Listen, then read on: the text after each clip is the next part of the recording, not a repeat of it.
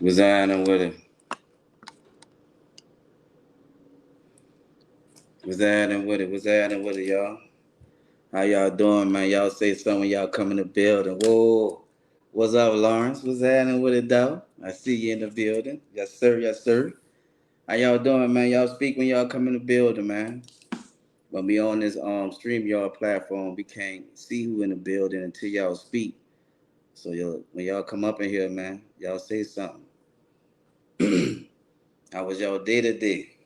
It's gonna be a good show today, man. We got a good show planned for y'all today, man. Got a real treat for y'all today, man. And nothing like having good conversation, bro. Nothing like having good conversation. Like I said, we got a good show planned. That boy Kev will be on here in a minute. Surprised he ain't hit me up yet. I'm in here. All right. Well, yeah, Kev. Let me see you in the back.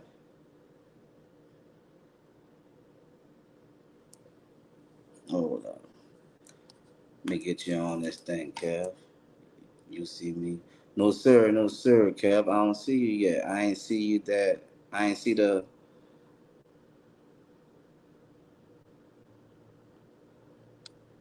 Yeah, I don't see you backstage, Kev.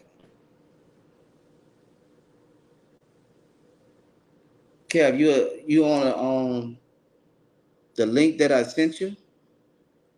The last one that I sent you, dog? You might gotta use that last link that I sent you because when I went backstage, I ain't see you back there waiting, my brother.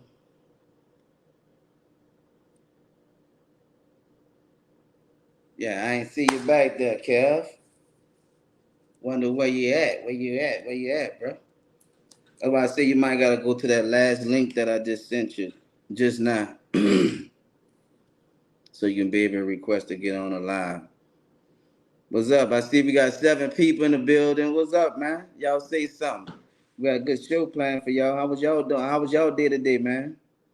Let me talk to y'all to Cal get on this thing.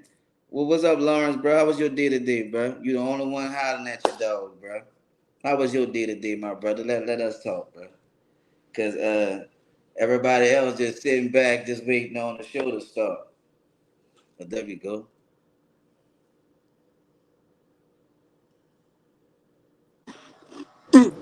Hey,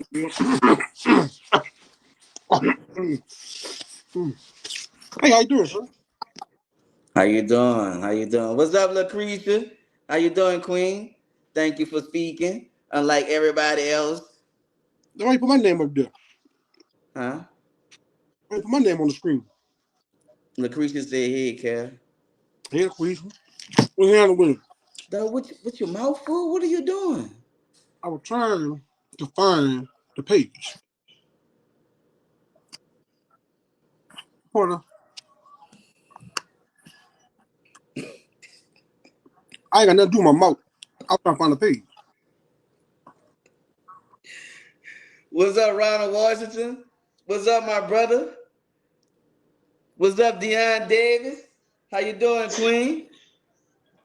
What's up, man? What's up, Ronald? Ronald back in the building?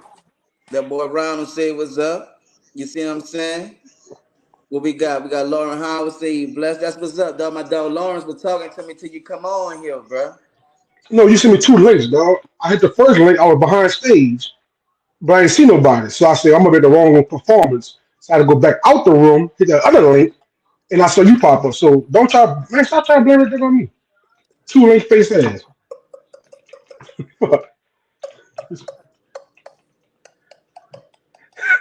I was on four different links, dog. Look, I was trying to link myself in, like LinkedIn.com. Oh, LinkedIn all You over the know place. what, Lawrence? You always be inside my head, dog. You, my dog Lawrence always got my back. You heard me? Say, Lauren, soon as we get the family money, you get cut out. Your lady might be Howard, but you cut out the money, I'm telling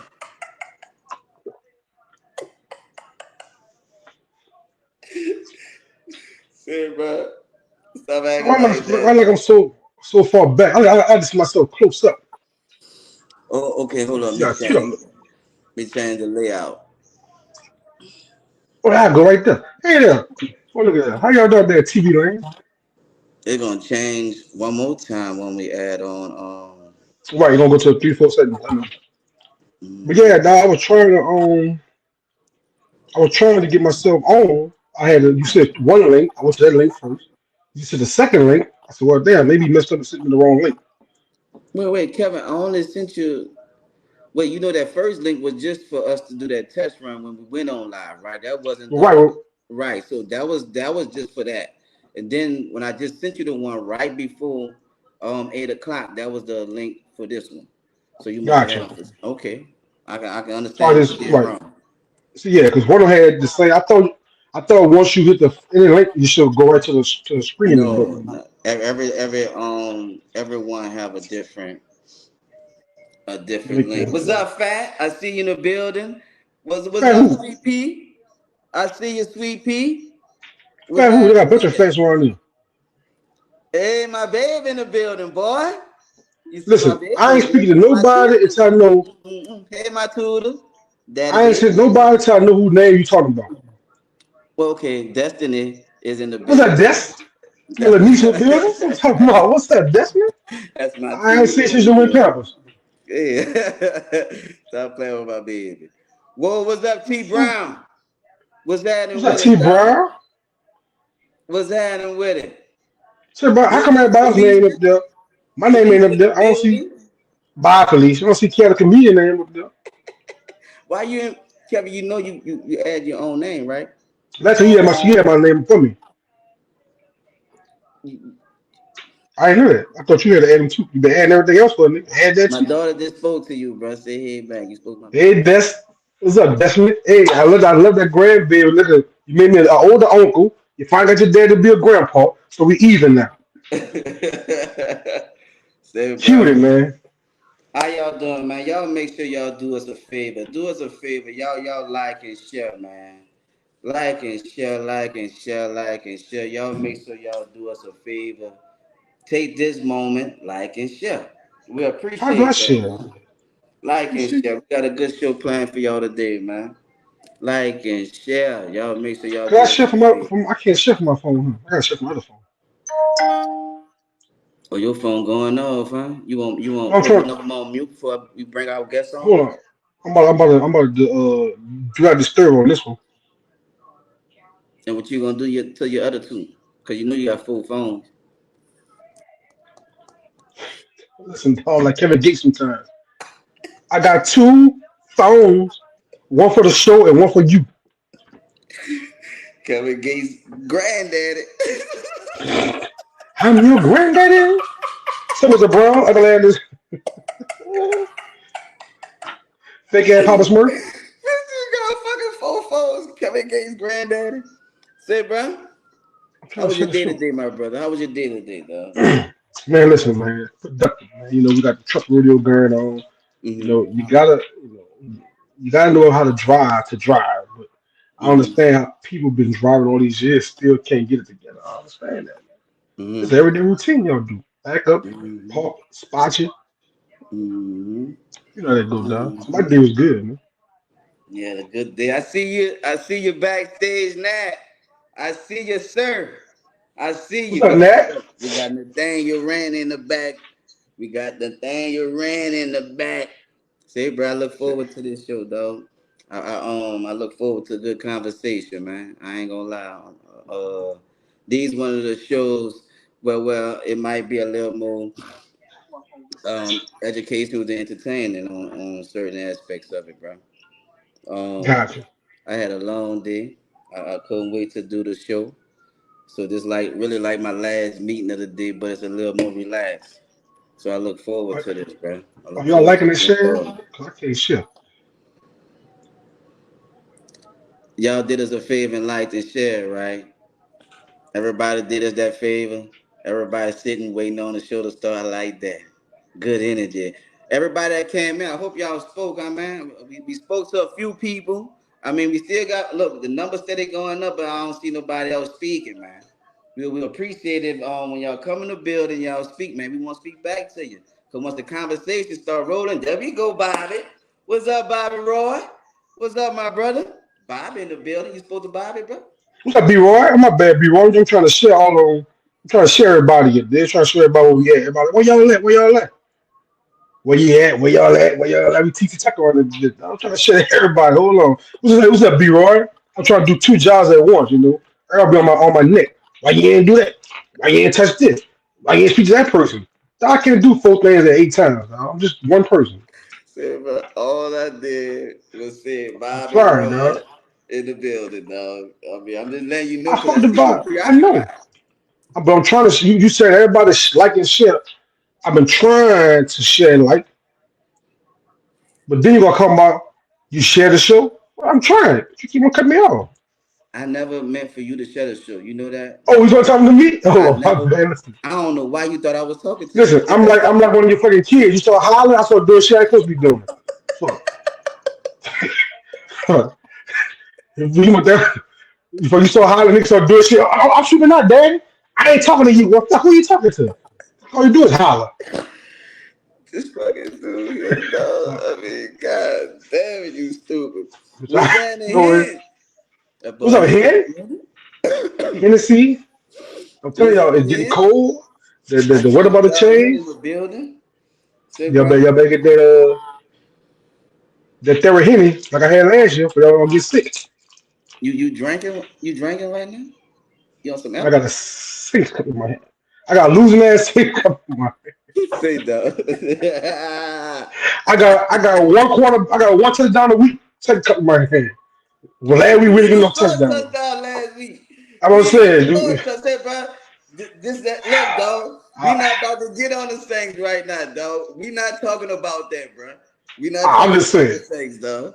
We ain't I'm win. just, I you don't asked me a want to talk question. about them. If we ain't win, what we talking about? You're right. You're right. But I had a What cup we in my talking hand. about? And then you got people like Bobby that's laughing at us. You see what I'm saying? Like, come on, bro. You gonna talk about us Somebody losing? said we bought a we. Somebody said we bought a car limit. We got a limit for a car. Hey, bro. See, you understand what was going on, but I'm saying, bro, come on, bro. We Listen, gotta dog. get it together, I have bro. never seen the Saints get booed at home. I'm in the Superdome, they booing the fuck out of the Saints. Like, oh man, they booing the Saints. Yeah, dog, it's bad. I'm about to give me a 2023 Brown paper bag with some platinum eyes on it, bitch or something. Say, dog, we not that bad. We not brown paper bad. Man, We not that bad, dog. That bad is like we ain't win not one game. Now, come on now, we bro. might get the other two back. Nah, dog. Knock it off, dog. Knock it off, bro. Look, we gonna You do right, better, you right. bro. I'm an optimist. So I said next week we should win that game next week. You know what I mean? Like I Well, said, they gonna like win that game. Somebody take Pete, call Michael outside on the back of Bourbon Street where lights go out at. You know, way in the back where Prince T be working at, and leave his ass back there. so you think Call Michael the problem, dog? Call Bring that Michael. boy way, look at the back of Bourbon where we stop and then turn back around and keep on going. Go ahead, Pete. They got somebody back there waiting on you. Fuck. Say, dog, that man not that fucking bad, dog. It's more than Pete Carmichael if you gonna start blaming people, bro. Yo, if you calling them dicks and don'ts, and you got third and 4, you trying to throw. I don't know if you trying to throw the ball to. I don't know what you had Derek Carr back there doing. You said, dog, you all right, you said, but they gotta still gotta catch them dink and don'ts. You know what I mean? It's like, come on, bro. Y'all still gotta catch the dink and don'ts. Y'all still gotta. It's like, come on, bro. How we gonna complain about if y'all look? You're right, T. T said put a bit of Almanazzle. You damn sure right. You say, bro, this is what I'm saying. No matter what play they call, they still gotta execute.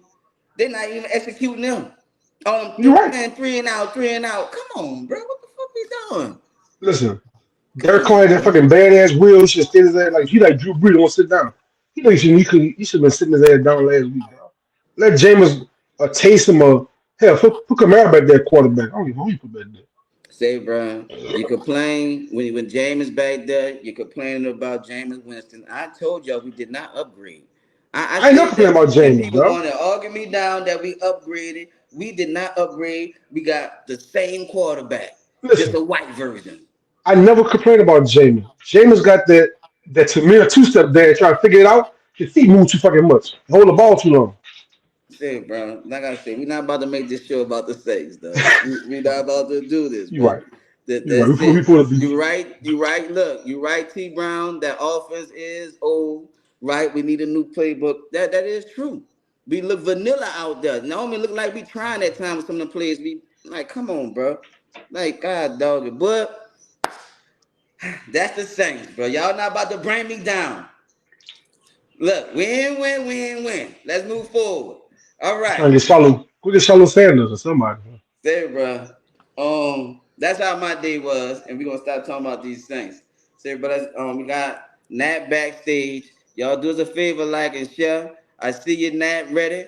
Kev, let's go ahead and get the joke of the day out the way so we go ahead and get the show started. Oh, listen. Hey man, listen.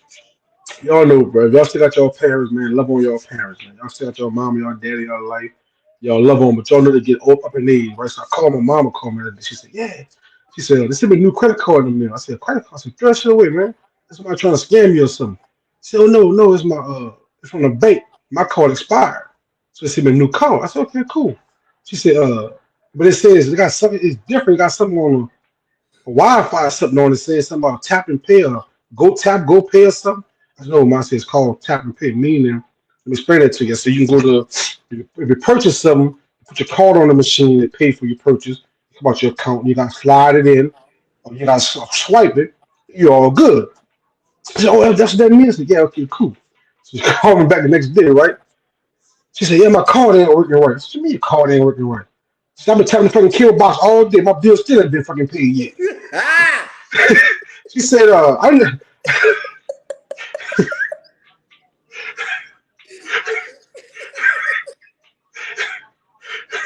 said, what? She said, I've been tapping the fucking card on the TV, paying the cable bill. It still ain't paid the fucking bill. I said, no, man. Not that kind of. I said, you got to be in the store, purchase something. She said, oh, fuck me, call light people coming back. I tapped the fucking light switch 3 times. And my bill, What the fuck, dog?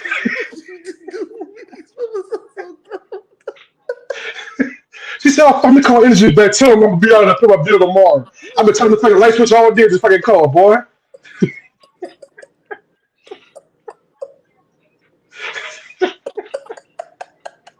Man, y'all already know what it is, man. I'm Canada comedian. This Earl the creator, man. What you got from me, Earl? Oh my fucking god, dog! This dude here, dog. Say, bro, you make your mama sound so illiterate. Every time you got a mama joke, well, your mom don't know nothing, dog. And you know what, Man. man? I don't mean to be laughing because you know she watches the show. I don't mean to be laughing, man. I don't mean it. That's Kevin with this, man. Let me go ahead, man. Y'all already know that's Kevin the comedian. I'm guiding the creator. Y'all already know what's the name of the show? All love over here. Over here. The name of the show is All Love Over Here. And every week is our job to bring y'all an educational or entertaining show. This week we're gonna be talking to two pastors, a pastor and an assistant pastor. Um both we know, both we know. Nathaniel Randy, who we have backstage, man, we about to bring him up in a minute. Nathaniel graduated from Carver with us, so that's someone that we all know and love. And we also have Courtney Burton, who's a show friend, fam. You know, Courtney is instilled in the show, man. We love Courtney. So we got these two guys today, and they're not the poster child for all the questions that we're gonna ask them, and y'all don't judge them because we talking freely on here. You know what I Right. mean? Even though not a pastor, we talking freely on here, and we just talking, man. We just asking questions. So when it's time, y'all ask the questions because, like I said, we have a gang of them, and the good thing about them that is willing to come on and answer any question we have. So look, let's bring that on, y'all. Let's bring them on right now. Let's get Nat from backstage and Hey, man, if add you him hear to the some, stage. if you hear a lot of noise in the background, it's thumping outside by me, so don't pay me no What's mind. happening with it, Nat? So, Nat, What's happening, family? Y'all How can hear you me boy, doing? properly? Nat be like Cisco. Down. I'm like, no, Yeah, shut the fuck yeah, man. up. Hey, man, look, man. I'm going through midlife crisis, baby. So look, I tried to go with the white gray man, and that sucker didn't come out right, man. So I looked like somebody beat me with a bag of peroxide, bro. I apologize, dog. I tried to What's fix up, it, that man. man? But I'm chilling, How you man. been, man? Man, I've been great, man. Great to see you, Yeah, man. bro. Great to see you. You say you drive trucks, Kev? Yeah, I drive local though. I ain't know that road. I can't do that Oh, road. okay, well, that's what this is. I'm in an I actual see you. I see you back in truck the right back now, in the. bro.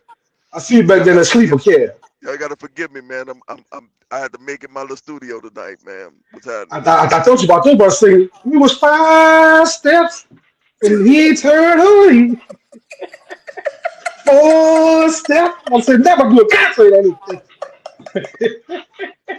Oh man, you a fool, boy. this. I knew how long you been driving, man. Huh? How long you been driving trucks? Man, I've been driving for about 20 years, man. 20 years plus. What? Yeah, I bro. got Yeah. 17 under my belt. I ain't knew you had 20 years. Oh yeah, bro. I'm in, bro. All right, Wow, all that's right. nice, man. All And what right. I do Stop is, asking man, that man all the questions, bro. Let's get I the come show off and started. come right back on, man. I quit and then I come back and forth, bro. All right, hold up. No more questions. Let me properly introduce you so Kevin can ask you all the questions that he want to ask you. Right. All right. All right, everyone. We have Nathaniel Randy the third. Nathaniel Randy the third. He attended Helen S. Edwards. So you know well all the way to the bone gristle. You graduated from Culver in 1993. You're a pastor of Jairus. Pronounce it Yes, sir. Jairus. Jairus Jairus Tab. Tabernacle. Jairus Tabernacle Worship Center in Mesquite, Texas, Dallas County. You know about me. Hey, you even knew that, huh? He's I the didn't know author that. of a book called "Your Condition Is Not Your Conclusion." I mean, and you're married with 4 kids. I see you got busy, huh? Nat? Look out, Yes, sir, baby. Abraham ain't got nothing on me. What's happening? everybody, y'all put your hands together and let's welcome Nathaniel Randy the third. Nathaniel, let's welcome Nathaniel Randy the third. For sure, baby, for sure. How I just you see my doing, call bro? alumni. Say, bro, I appreciate you from even taking the time out to do this. Like I said, I see you made time, according to where you at, dog, and I really appreciate that. Cause Oh, yes, sir, bro. when I hit you up about it, I'm glad you had a good spirit. Cause I mean, everything that I was asking, you was like, look, we can talk about it on live, and that what made it great. Knowing that you was willing to be transparent about anything that I asked. You know what I Yes, mean? sir. So that's real beautiful, bro. Nat, I mean, before I get into all the questions that we have, dude. I mean, you graduated Culver in '93. How you get to preaching? I mean, what led you to preaching in the beginning? Man, in all honesty, bro, all in Culver, bro. I don't know if y'all remember, but it was starting to kind of hit me there, bro. I was dancing and all, bro, still dancing and hip hopping, but man, grandmother brought me up in church, man. So grandmother, grandfather, bro. I was skipping, going to New Bird every night and then right down Louisa. And the church I really went to right there at Pentecost. But I was doing that all through school, bro. And I don't know if y'all remember, but um shoot.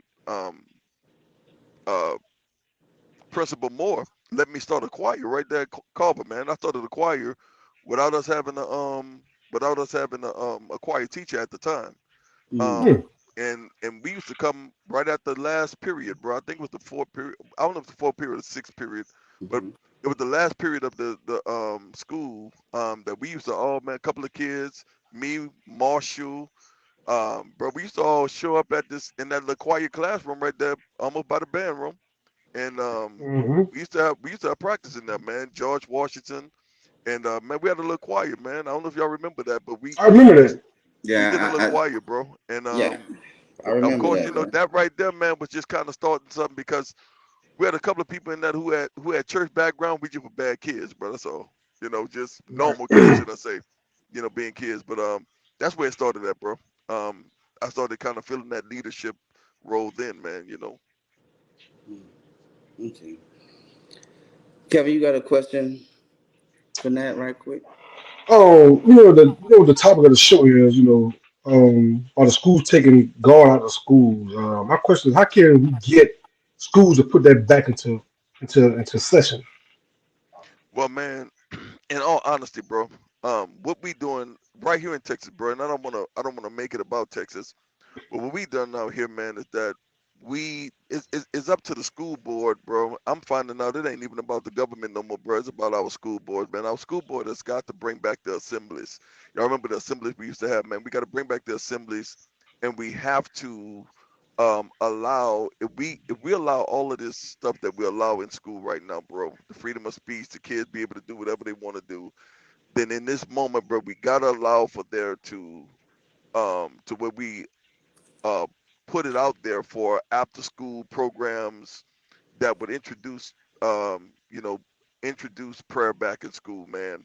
Um to put God back in schools. Truth of the matter is, what we doing out here in Texas is that we started doing these. We giving because we give the kids the right to do. They because they give the kids, not we. They give the kids the right to choose what they want to be and all of this kind of stuff.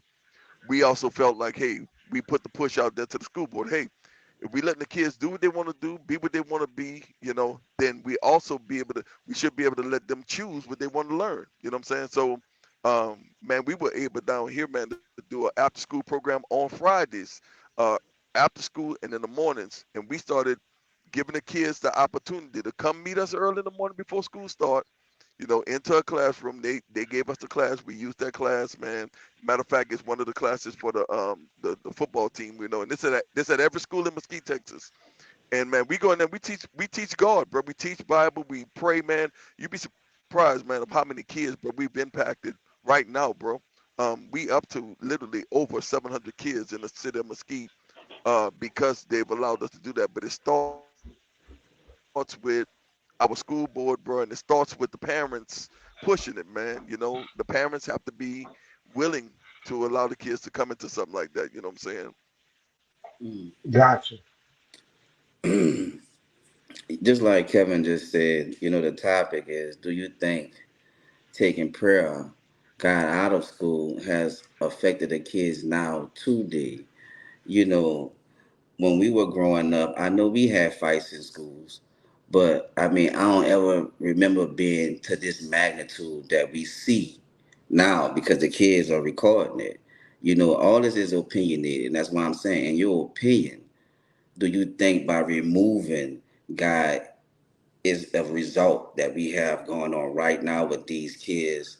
Like, it seems like they don't really have a center. It don't necessarily have to be um everybody don't believe in Christianity. Everybody don't believe in Buddhism. Everybody don't believe in, but there should be some type of, I think, some type of center to where these kids can always go to and have a special time, but right now it's just to the point to where everything is to the max. You got kids fighting teachers and they actually jumping teachers now.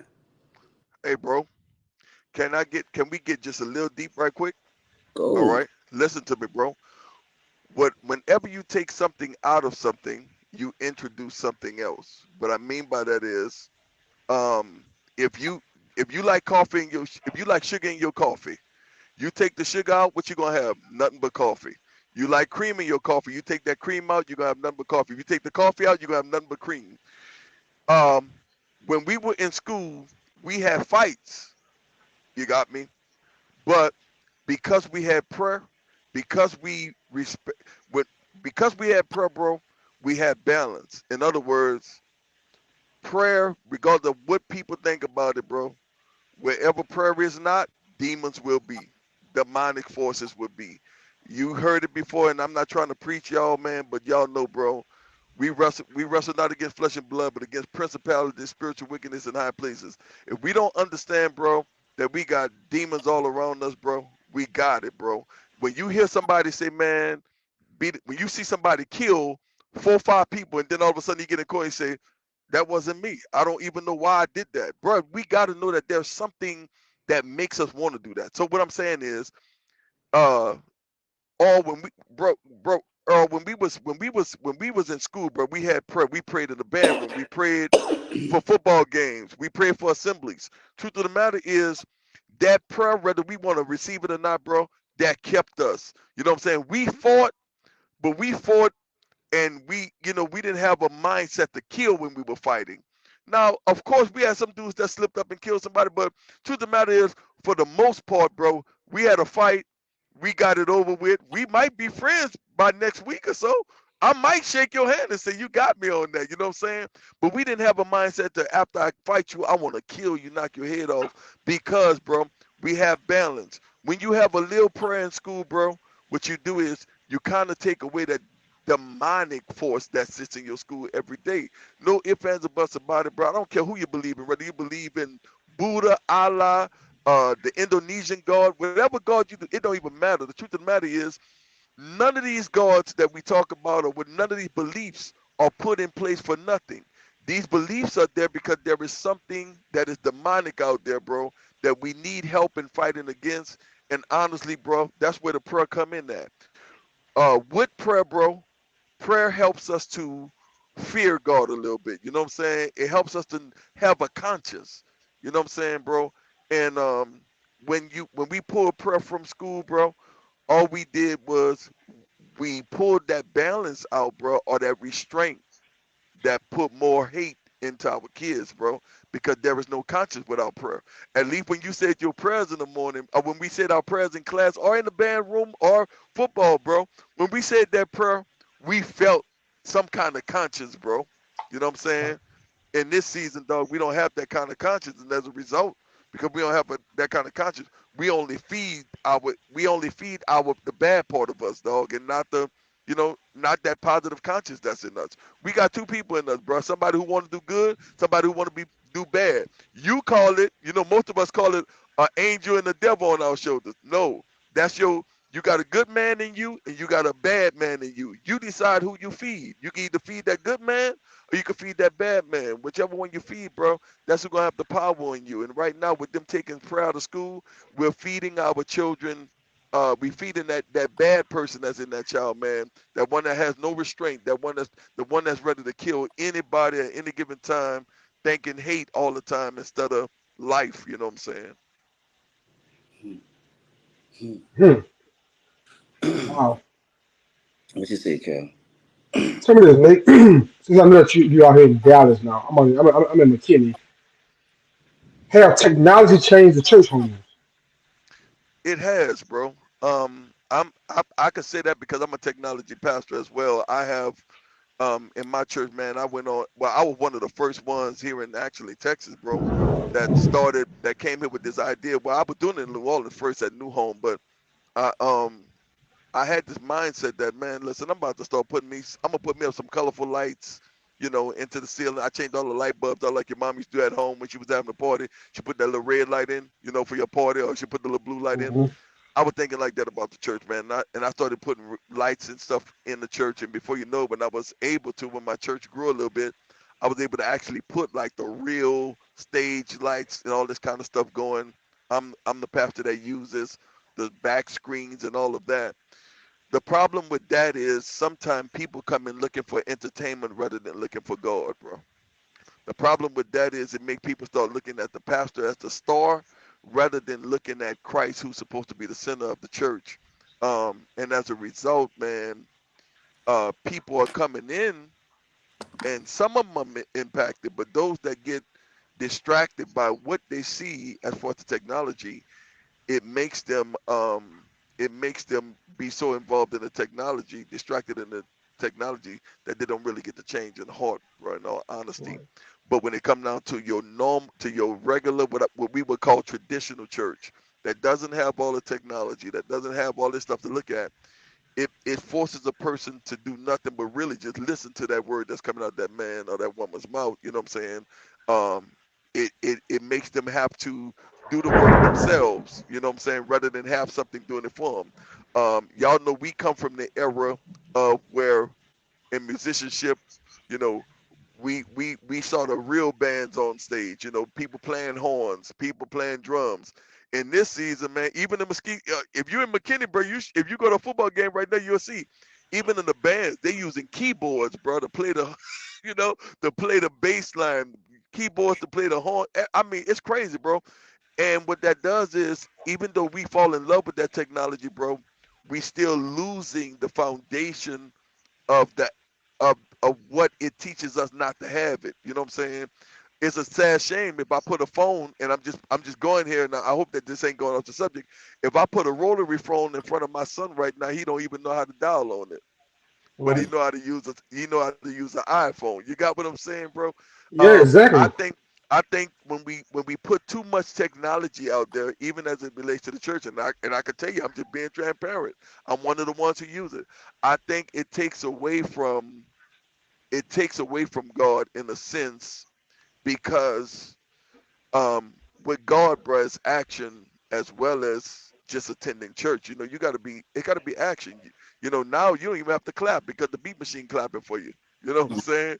You know, people Wow. singing. People not even using their voices like talking about it, man. Believe it or not, you got people in church using the T-Pain, A using the synthesizer. T-Pain. Wow. Wow. You know what I'm saying? Because man, that's and even as it relates to musicians, y'all know I'm a musician as well, bro. I played the keyboard, and I played the piano, even at Carver, bro. People using tracks and stuff to play for them, and they ain't getting that exercise in their fingers. Y'all know we did finger Right. exercise and we did scales. They don't even do that no more, bro. And as a result, man, it's kind of taken away a little bit. At the same time, bro, and I'm just bringing balance to it. For our younger generation, though, it is impacting them on a whole nother level. Right. I asked that question because, like you said, I'm out in McKinney. I worked in Frisco. The first time I went to one of the Frisco churches and seen the kitchen, I was like, man, this is a church or a restaurant.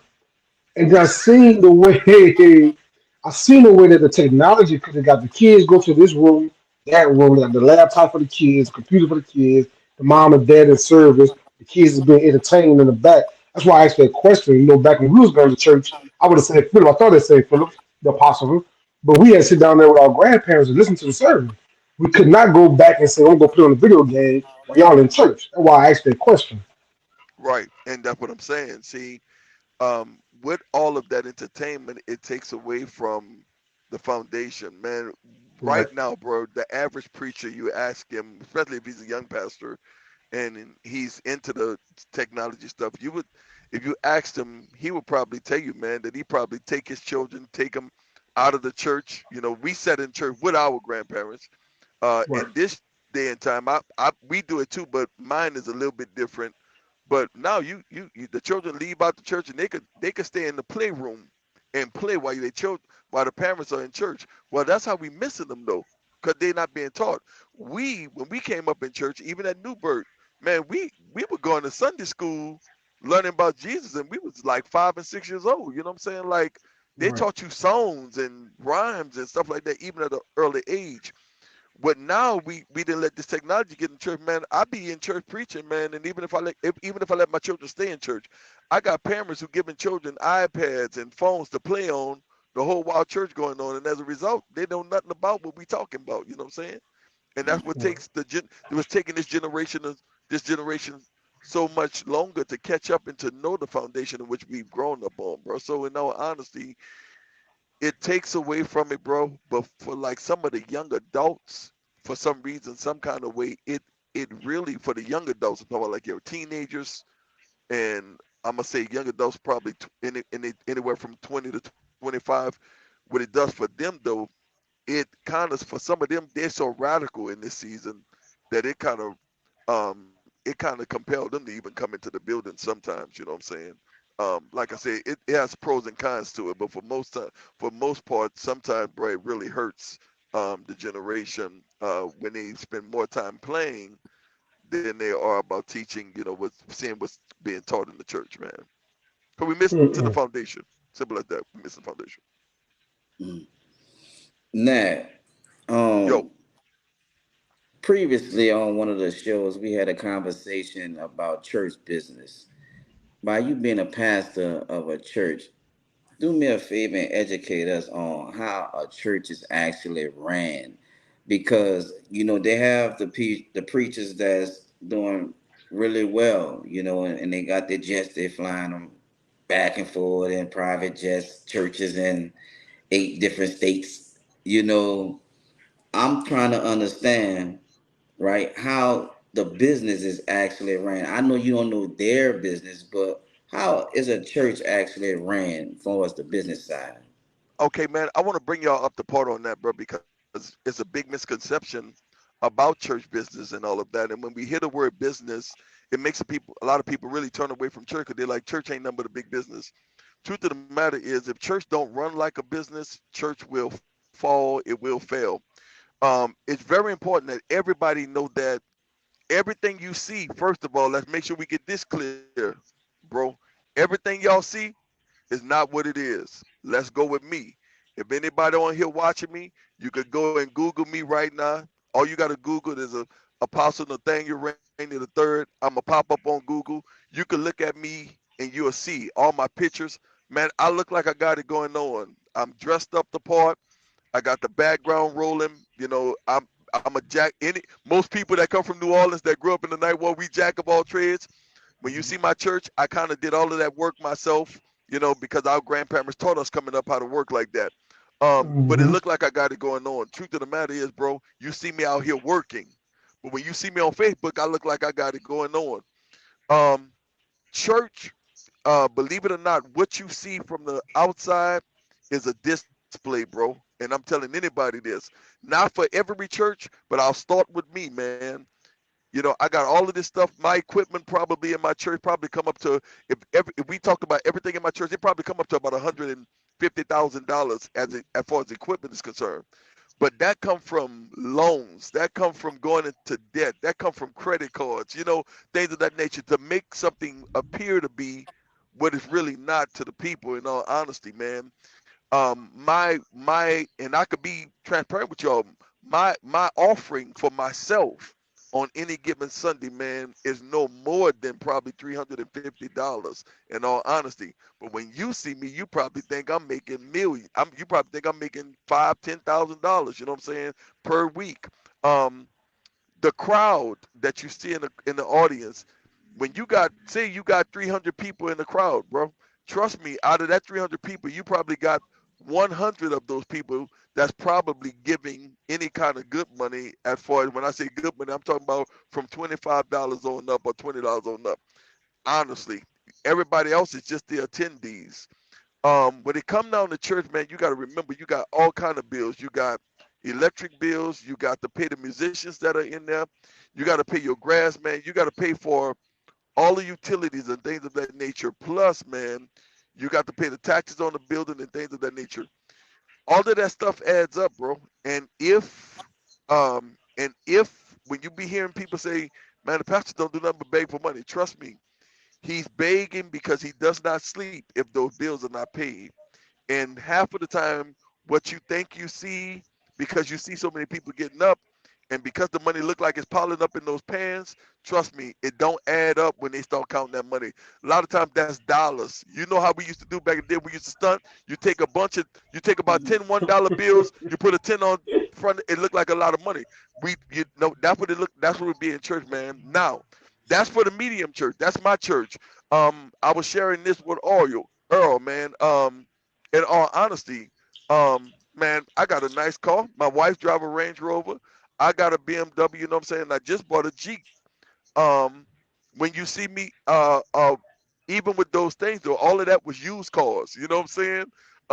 Texas got some good price, price cars. So I look like I got it, but nobody knows my. You know what I'm saying? Now let's talk about salary.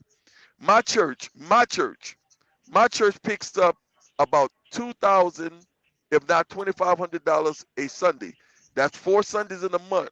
My electricity to run all of those big screens and cameras and computers and all that, my electricity is $1,200. So if you take $1,200 out of $8,000, what you got left, then you paying your musicians. Every musician make every bit of from 450 to, you know what I'm saying, every bit of from $200 to like $450. Some musicians get $500.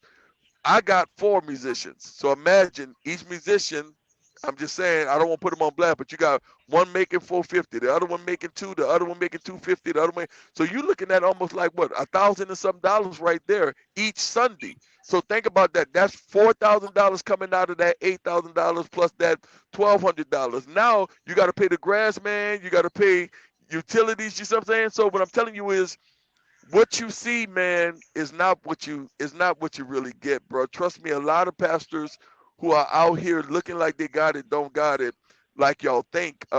It's just a display of what we've, because pastors that came before us look like they had it. We've, just like the world, we mimic sometimes, bro, and it's not what you think. I told my church this not too long ago, bro. I've been pastoring for 17 years. Do y'all not know for 15 of those 17 years, bro, I wore Walmart jewelry every Sunday and nobody ever knew it because they were looking at the man, and because I make jewelry look like it's real because of who I am, you know what I'm saying? They didn't even know. I had on diamond rings that was fake, straight from Walmart, wearing a chain, from Walmart. People didn't know that. Now, let's talk about name brand clothes. You might see me with a Louis Vuitton jacket on. I'm just saying. That's knockoff. You know what I'm saying? I ain't about to go to no Louis Vuitton store and buy no, you know what I'm saying? I'm just saying because I can't afford it. But to the church, it looked, you see what I'm saying? It looked like, hey, man, this man got it. But, bro, I'm telling you, when you look beyond the scenes, you'll be surprised. There are a lot of pastors who are just like me, bro, that look like they got it, that really struggle on the opposite side. If I had it, I wouldn't be in this truck, don't you think? You know what I'm saying? This not even my own truck. I'm working for a company. So with that being said, man, there's a big business side, and the bigger the church, and I want to make sure y'all clear on this, bro. The bigger the church, the bigger the bills. Trust me on that. Unless a pastor have an outside work that he does, man, and I'll put this out there because I think he wouldn't mind me putting it out there, even as it relates to TD Jakes. Y'all see a big old mega church, man, but what y'all don't realize is that even with Bishop Jakes, man, Jakes has a real estate company going. He got a production company. He does music. He does movies and things of that nature. But before all of those things started, Bishop Jakes' books, man, were always top sellers. He was making a lot of money off of his books. That was apart from what the church would pay him, man. And that's how these pastors get to that level, man, because of outside things they do besides the church, bro. Trust me when I tell y'all, man, if we don't do outside business, a lot of us will suffer. Think about it. What happened during the pandemic? A lot of pastors could have just lost. Some people did close down during the pandemic. Why? Because that showed you right there that the church don't have the money you think, man. A lot of pastors, when those church members couldn't come to church, their churches shut down. Unlike mine, because mine didn't shut down because I work for myself. I put money in my own church. You know what I'm saying? So I'm telling y'all, bro, it's greater, and it's the big misconception because a lot of guys, a lot of girls have turned away from church because they thinking money, they thinking pastor taking all the money, they thinking this, that, and other, but what they don't realize, man, a lot of times that dude don't even sleep, bro, because he got so many bills. On the other hand, because I told y'all I'm straightforward with it, they do have dudes who churches are paid off. Mine is paid off, but before mine got paid off, I had a whole lot of things going on, and still today I do. But you got churches that are paid off, but those churches, man, those pastors don't get the money because they have boards over them, and that money go into that church, bro. And those pastors can't do what they want with the money because those boards watch what's spent. I know a pastor right now that got suspended because he asked the church just for a credit card, and all he did was bought speakers, and they fired him. So what I'm telling y'all is, man, don't think that the pastors of, especially some of these traditional churches, that they got power over those churches to spend the money like they want like that, because they have people that watch them. And especially, bro, trust me, I started my own church from scratch. IRS watch us too as well. I got to report to IRS everything that comes through that building. And if ever IRS want to, they could come and ask me for everything in my building, bro, and I got to give it to them. That's the way that goes. So trust me, fellas, and trust me, everybody who watching. It ain't what you see on the front, man. Trust me, I'm a real pastor that can tell you I faked it till I made it a long time. I faked it, bro, until I made it, honestly. Wow, that's a lot. You know, I was listening at you, and like you said, you were just doing like the guys before you. What it was to attract a younger audience, or what you think the look is will attract your audience into the church, or that's the reason why you decided to do it that way. So here's the thing, bro. In our minds, we have a tendency to, when it seems like church ain't working, bro, when it seems like people ain't coming, you start pulling from, you take the worldly things. You know, the Bible says, I'll take a foolish thing to confound the wise. So you start taking foolish things like, man, how's Beyonce getting everybody coming to this concert? She's dressing in certain kind of clothes. She got the lights going. She got all this stuff going. So, you know, your mindset is, I got to look up the part. You know, I got to look prosperous. You'd be surprised of how many people follow behind a pastor that look like he got a big church because they have certain caliber of job. You'll be surprised of how many doctors or lawyers won't come to my church because they feel like my church is too small. You understand what I'm saying? People, believe it or not, bro, people let statuses and things of that nature allow them to choose where they're gonna go. I'm just gonna say, for instance, let's just say Jameis Winston. Jameis Winston ain't gonna go to, I'm just gonna say, a Newburgh. He gonna probably aim for Beacon Light, or, you know what I'm just saying, he gonna probably aim for anybody who got a bigger church out there. I'm just saying, you know, dudes that go, because they try to go to places that fit their you know, that fit their status, when Right. church is really, church is not about that, but that's what they do. As a result, sometimes it forces men like me, man, who is spiritual, but we also think natural as well, bro, to say, okay, well, bro, you know what? If I'm gonna get somebody to come through here, I gotta dress up the part. I gotta appear to be up the part a certain kind of way, so that I might attract, attract not only sinners, right?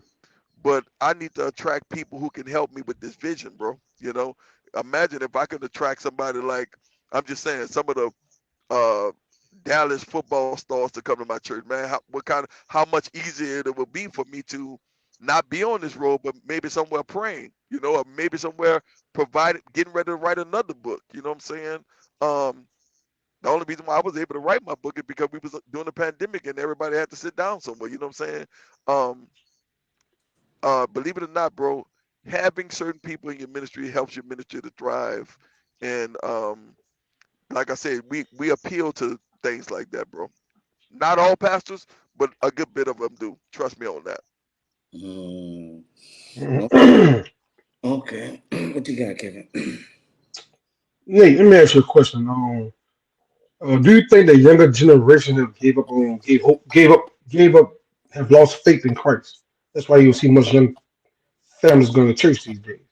Say it again. You said, do I think that the young people have lost faith in Christ? Yes. I'm gonna be honest with you, bro.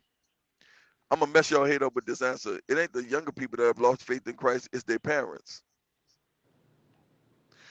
Bro, if you really, I'm gonna tell you about young people. Young people, say you and Earl, we go at somebody, bro. I guarantee y'all, bro.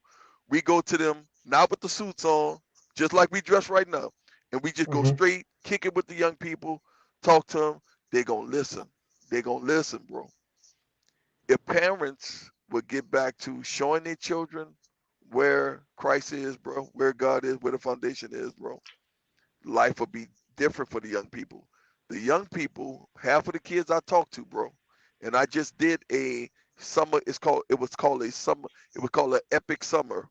I did an epic summer program where I got the mayor of Mesquite to support me financially because I couldn't do it with my money. You know what I'm saying? I got the Right. city to support me to rent the building of a school, bro, a middle school, and I opened it up to the whole city of Mesquite to meet me at that place. And I didn't go at them children with Bibles. I gave them I rented bounce houses. I got the police department to come there and play them kids in some basketball. You know, we did all that kind of stuff. Rock climbing. I rented I did everything I can to rent. I got a DJ in there playing regular music. I got them in there, bro. The people came from everywhere. We bought pizza for them. The children came from everywhere, man. 700 to 800 kids, bro, coming there. You know, of course, I had to get volunteers. People were coming. Those kids, bro, I did all of that. And then I give them 15 minutes, bro, to where I grab that mic, that DJ mic, and I just spit out just a little bit Bible and a lot of wisdom. Those kids listen to me, bro. I ain't have kids on their cell phones while I'm talking, none of that. Children will listen. The question is, in this season, bro, parents have become so busy with their own life, their own fulfillments, bro, that we no longer take the time to really uh, invest in the kids to point them in the right direction, bro. Mainly because we're afraid of children asking us, "Hey, you telling me to go with God? What about you?" It's mainly because of our lifestyle that we chose to live in front of our children. I'm gonna tell you right now, my grandfather and grandmother wasn't always church folk in front of us, but they never let us see them tripping. We couldn't stay in the room while my grandma was talking about my auntie and them, or talking about her sisters and brothers. She tell us get out the room. We couldn't stay around while she was talking on the phone and just sit in her face and have conversation and dialogue to be able to tell her, yeah, you right, grandma, because they didn't let us get into that kind of stuff. In these days, bro, we lost all of that, bro, because parenting, bro. We're not parenting our kids no more to Jesus, bro, and it's really because we don't want to go ourselves, and as a result, it ain't that the children lost faith. It's just that they never been introduced to it. If you don't never introduce me to it, bro, then there's no way I could lose it because I never found it. Mhm. You got it, bro. Honestly, bro, think Gotcha. about it. And In this season, bro, we don't even think about it. We don't have the TV show. Well, I'm just gonna say, man, the TV shows. Y'all remember when you used to couldn't even see, you couldn't even get sex on you couldn't get sex unless you looked at. I'm just saying a little bit of HBO or Cinemax. Boy, you can get sex on Right. Channel 4 now. yeah. Shoot, you fool around, you might get sex on PBS. Boy, I'm just telling you, boy, it's just free to all right now, bro. And we gotta be Oh, careful. man. We gotta be You're careful, right, bro. though. You're We very gotta be right, careful, man. bro, because we don't even realize, bro.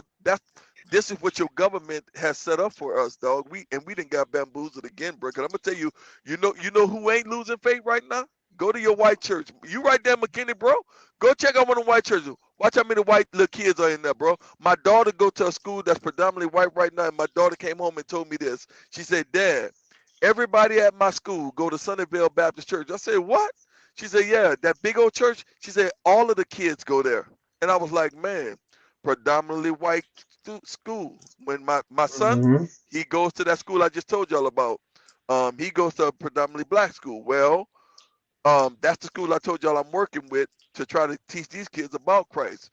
Notice the predominantly white school got their kids in church. From the black school, they're following culture. Ain't nothing wrong with culture, but culture without Christ is dead. Hmm. Remember, bro, our cultures, our ancestors, our grandmothers, everybody always had God, bro, no matter what, bro, and it worked because we survived, dog. Simple as that. So how's the crime or the behavior at the schools that you're working with? All right, now at the one we at, bro, since we started that program, it's called Young Men of Valor, Young Ladies of Valor, bro. Listen to me.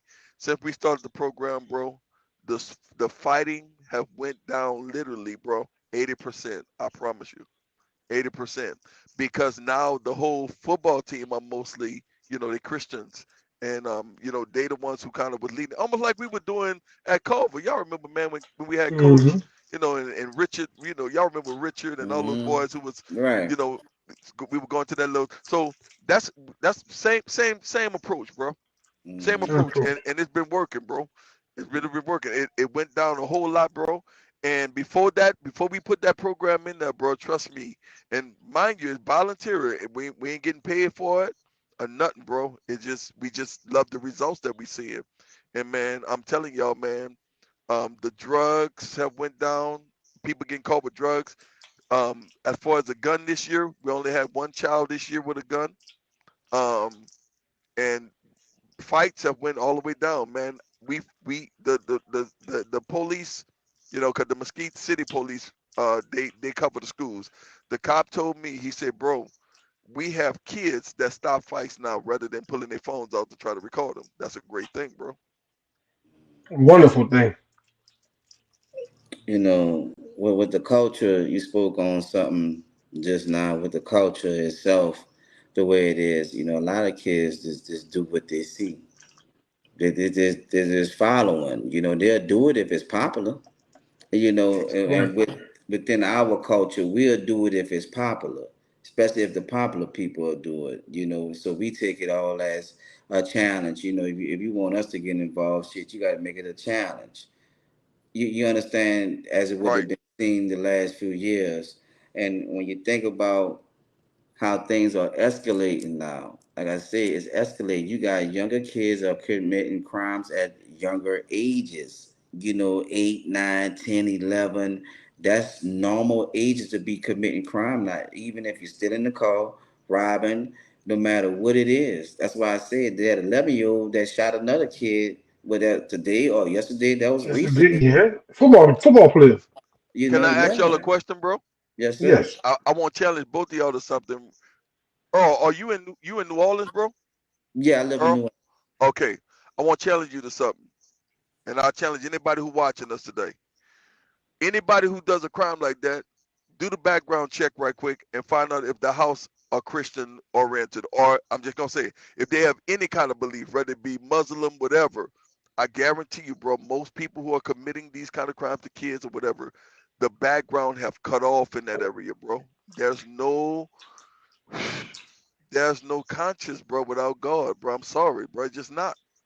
Most of these kids that does these things, I guarantee you, if you check their parents' background, check their background, I guarantee you, it's very minimum, very seldom you're gonna see that somebody who commits something like that goes to somebody's church, bro.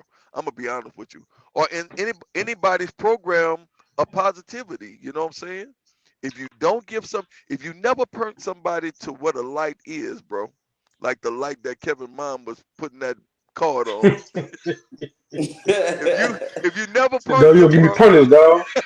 if you never point them to the light, bro, in all honesty, they would never know what a light is, bro. You know what I'm saying? And Right. the truth of the matter is, I'm not even listen, bro. I'm not even begging people to put their children to bring their children to God. All I'm telling you to do is bring some correction, because correction, just having correction, bro, is God, bro. You know what I'm saying? The Bible says spare the rod, bro. You spare the child. I was just thinking about this when me and you talk, Earl, bro. Look, I was thinking about how Coach Reese, bro.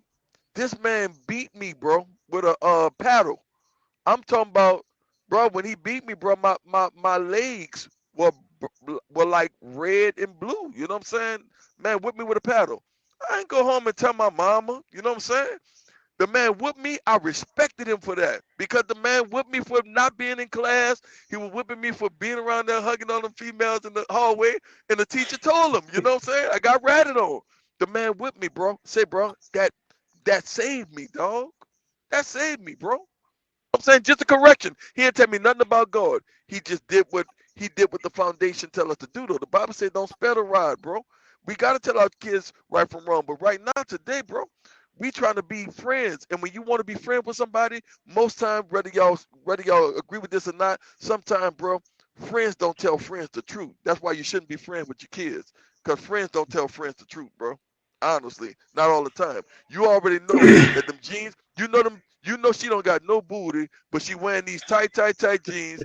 I mean, she got on tights, and you know them tights don't look good. Don't go to the club like that, baby. Look, put on something else that's gonna make you look a little bit fuller. You know what I'm saying? But instead, we go, girl, you look good. Go ahead, girl. Oh, girl, you rocking, and you know that child ain't rocking. Friends don't always tell friends the truth, bro. We got to be to a point where we not be friends with our children as much as we are their leaders, bro. To guide them from right from wrong, and don't be afraid.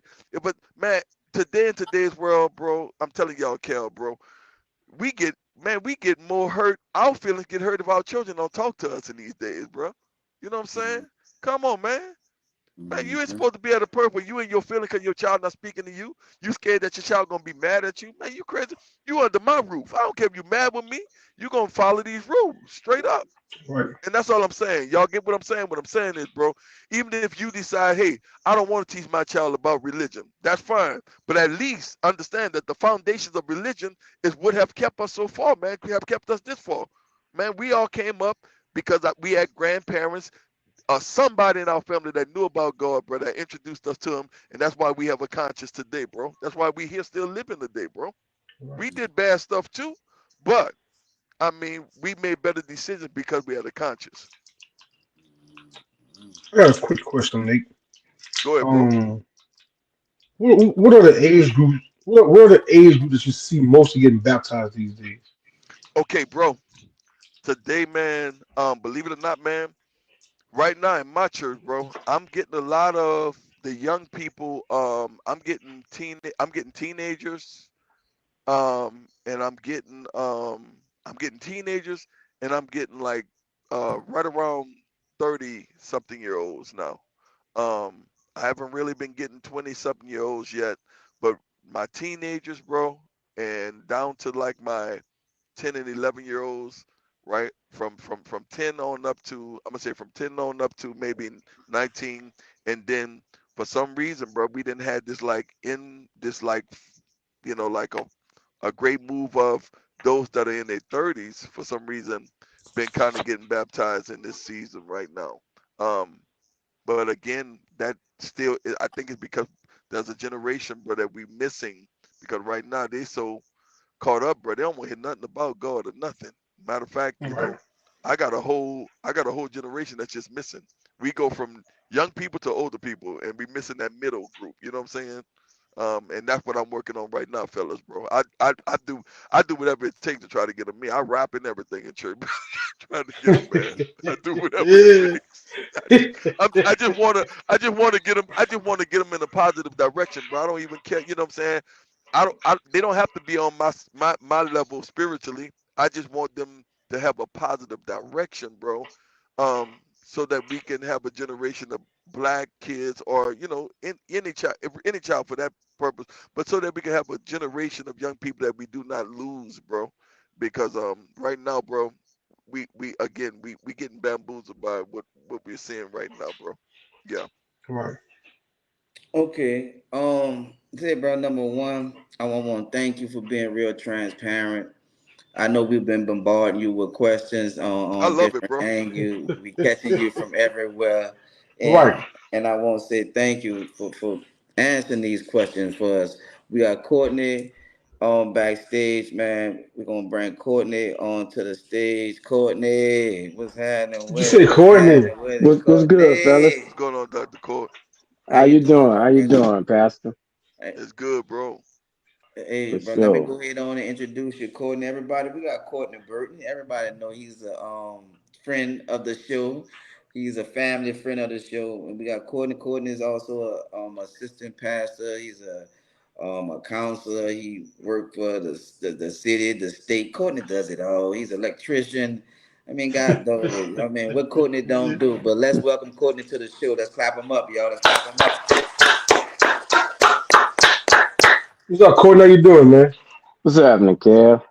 Hey man, thank you for coming to the show. Thank you for taking time out, my brother. I know you be busy for being a part of the show. I'm gonna start off by asking you this question.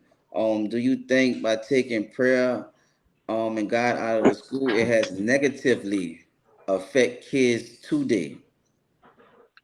And the answer is yes. It's definitely yes.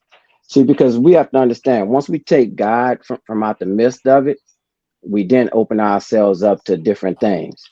But also, let's be real about this. Prayer got taken out of public schools. Catholic schools down here still got prayer. And how I know, nephew play for Shaw. Every football game, they pray. Someone gets on a mic, they actually pray. So it's the public schools that they took prayer out of. But you have the Hmm. Catholic schools, they still they're still praying. So and at the same time, because that's how they can get to us to where they can control the actual narrative. Now, how many of us are really sent our kids to private schools? Because we all know growing up, we all talked about them Catholic school boys, Catholic school girls. But Mm-hmm. but guess what? You still have people looking out for them. For us, it was Hmm. more or less, you want to know what? We got to do something else. Because the people were able to dictate for us because we attend the public schools. But the private schools, they don't have to abide by it. Mm-hmm. Wow. So Hmm. this the thing that I can't say is one thing that's a reason for the influx of activity, because you got to call it activity and energy. I don't know what's going on. Like I said, I'm just thinking like, damn, dude, when it wasn't that bad when we were praying in school. You know what I mean? I'm just trying to. There's a multitude things that we can add to this conversation to where we can see what's going on. Yes, we can see some parenting, right? Because we know it's not everybody kid, but then if it is our kid, that 9 times out of 10 they been a follower. Now they follow Right. behind somebody. Mm-hmm. You know what I mean? So here comes the peer pressure that they're falling victim to. They're following behind somebody because they want to be accepted, because they want to be liked, right? So now that's what we got going on too. We got kids that want to be accepted, kids that want to be they want to be befriended like everyone else. They don't want to be ostracized. They don't want to have to sit to the side because nobody won't hang with them. So they're doing as they see done, right? That's the Right. problem that we have going on. We don't got enough leaders. We got too many sheep running amok. You know what I mean? We got too many people just following a big old herd. Like I went to the Earl football game, man. Coach playing. I think they were playing St. Albans, bro. When I tell you, dude, so many little girls, dude. Man, these little girls out with their phone, they're running from here to there to see a fight between two little bitty boys. Two little bitty boys. You know what I mean? And it's like it was like about 200 people. And they run from spot to spot, hollering loud. I'm like, this is a bunch of sheep. Yes, sir. Right. Right. It's like it did this dude. It's like it don't make no sense. That's why I'm saying I ain't see us doing that coming up. I'm just saying, like, nah, this is like this crazy. Everybody they reporting it, everybody going live. Like, oh, this shit is out of control now, bro. Nobody don't got Brother, Right. control over this brother stuff. Earl, can I say something, bro? What you say, sir? If y'all don't mind, bro. Have you all seen Django? Mm-hmm. Jingle? Okay, when you look at Django, bro, you see that the first thing that dude is making them do when Jamie Foxx and them get to the mansion, the first thing he's making them do is what? Fight. If we don't understand, bro, that this is what the government it's the white and I don't want to turn it into no racial thing, but I just want to say it's the government mentality to let us stay against one another, bro. Um, and what we're doing is we reverting right back to that, bro. And when you see these everybody on their phone, all we doing, bro, in all honesty, if we taking that stuff, we loading up the social media, and it's still entertainment for those, bro, who are in government positions, or you know what I'm saying, those people of different nationalities who watching us fight one another, bro, just like back in those days, bro. There's no ifs, ands, or buts about it, bro.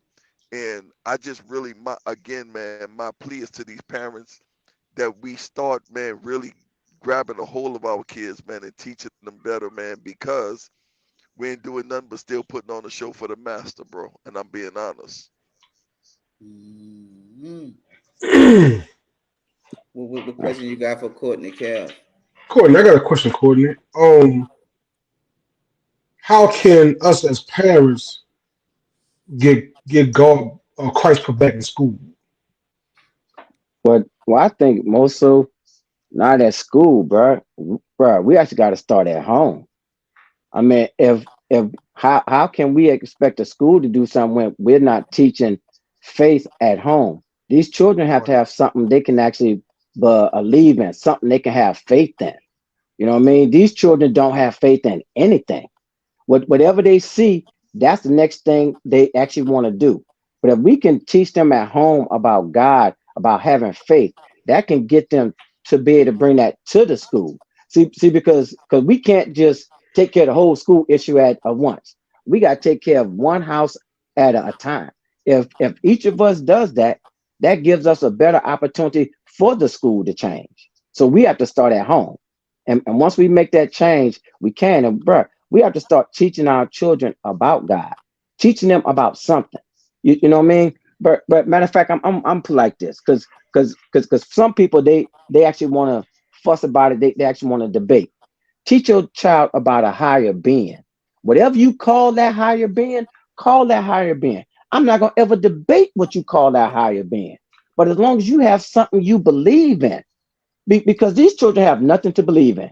Because guess what? I could Mm, pull out my phone, that person fighting, I'm actually, but if they have something to believe in to where they can build themselves up, then of course things can start to change.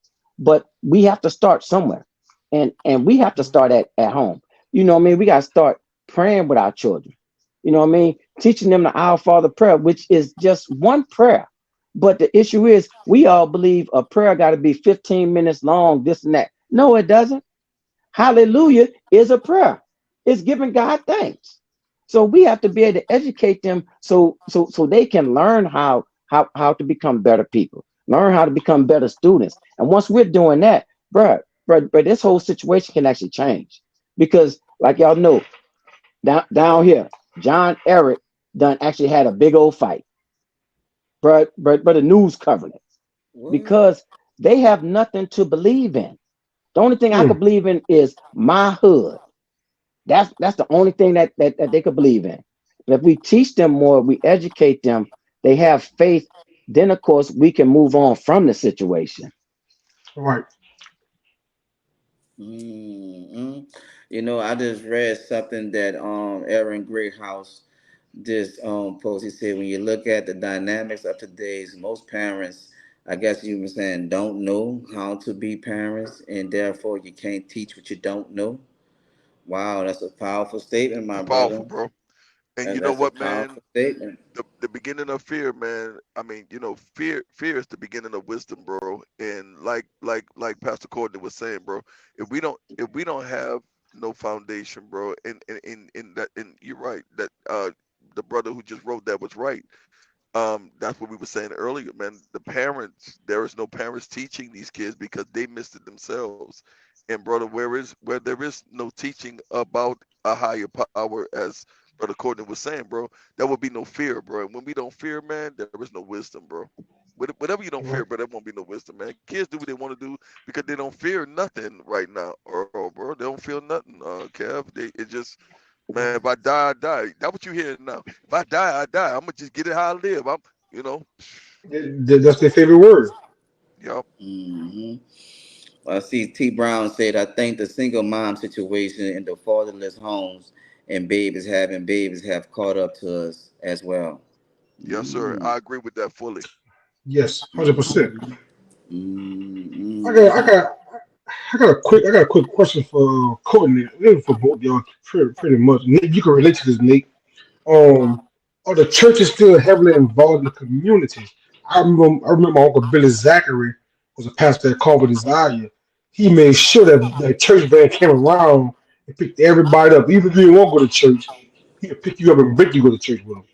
Are the churches still involved in the community like that? You want to go ahead What first, what Courtney, and then I'll say something. okay, yeah. Uh I'm like that, but some churches they're actually trying to be active, but of course they getting that negative pushback.